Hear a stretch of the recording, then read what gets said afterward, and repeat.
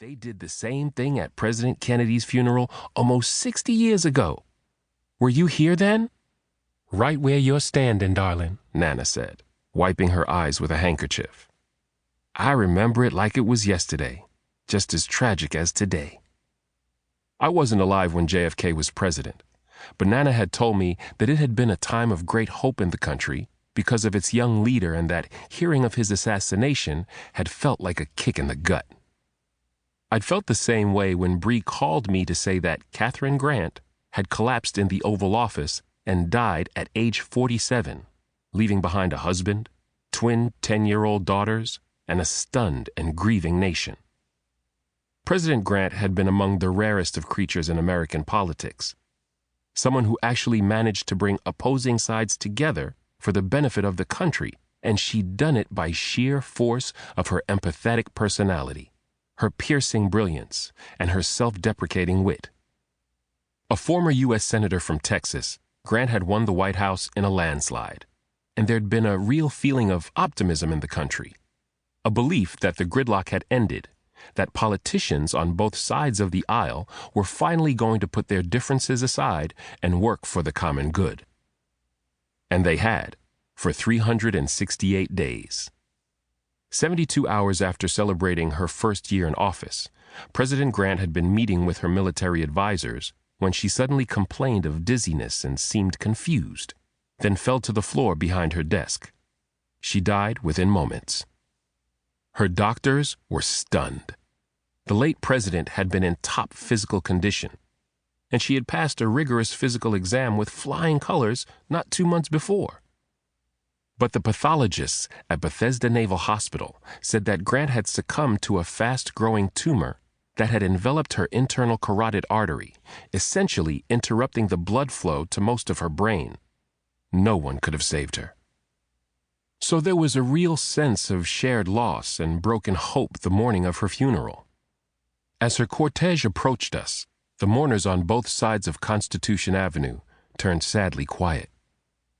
Damon helped Nana Mama to her feet.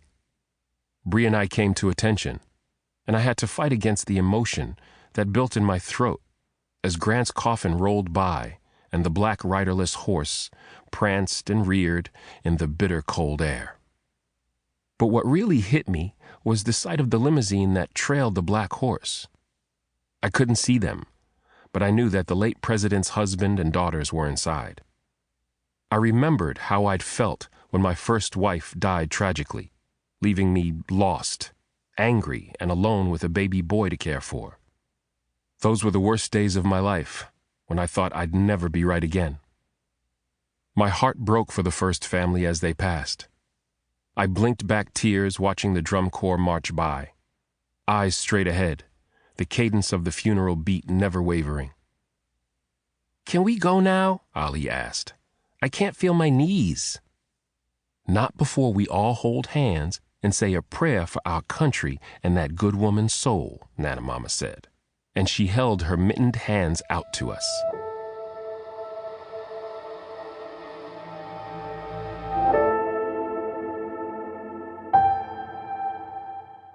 Part 1.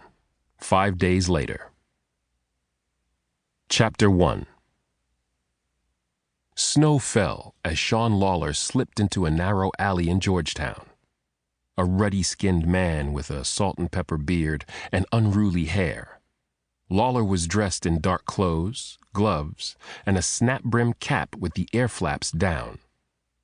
As he moved deeper into the alley, he knew he was leaving tracks in the snow, but didn't care. Forecasts were calling for 6 inches before dawn, and he planned to be finished and gone long before the storm ended.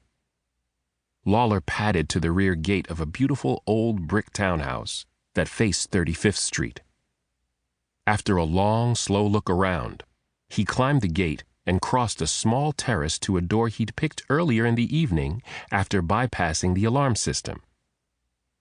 It was 4:15 in the morning. He had half an hour at most. Lawler shut the door quietly behind him. He stood a moment, listening intently. Hearing nothing to disturb him, he brushed off snow while waiting for his eyes to adjust. Then he put blue surgical booties over his boots and walked down a hallway to